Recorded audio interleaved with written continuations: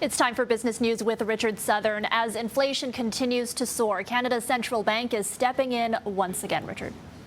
Hey, Erica. Yeah, as expected, another sizable move higher for Canadian interest rates today. Bank of Canada pulled the trigger on another 0.5% increase. So the benchmark lending rate now stands at 1.5%. Back where it was in 2019 before the pandemic. This is 3 meetings in a row now that the Bank of Canada has increased interest rates, and experts think it's only getting started. The bank is expected to keep on hiking rates this year to battle surging inflation, which was up 6.8% year on year in April. Bank of Canada making it clear today that inflation is going to keep on rising, it says, which will require more interest rate hikes. So what does this mean for you? Well, variable rate mortgages are going up. The average variable rate mortgage, I stress average, will cost about $200 more per month now.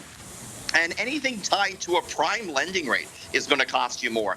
Perhaps your car loan. So they got to do it, Erica, to fight inflation, but it's going to cost a lot of people more money that they probably don't have. Yeah. All right. Elon Musk is making headlines again, and apparently he isn't a big fan of working from home, Richard.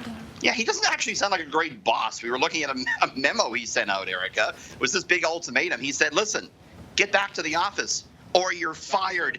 That was it in not so many words. Musk wrote, quote, everyone at Tesla is required to spend a minimum of 40 hours in the office per week. If you don't show up, we'll assume you have resigned, he writes. Now, this goes counter to most other big tech firms who are not requiring workers to return to the office full-time. Workers, on a whole, don't want to.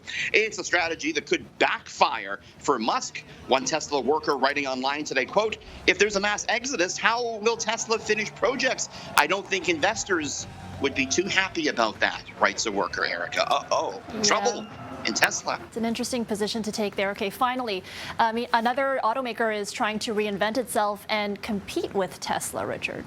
Yes, indeed. A legendary name in the automotive world announcing plans to go all electric today, Erica. It is Buick, the iconic brand owned by General Motors, says it's going to be an all-electric automaker.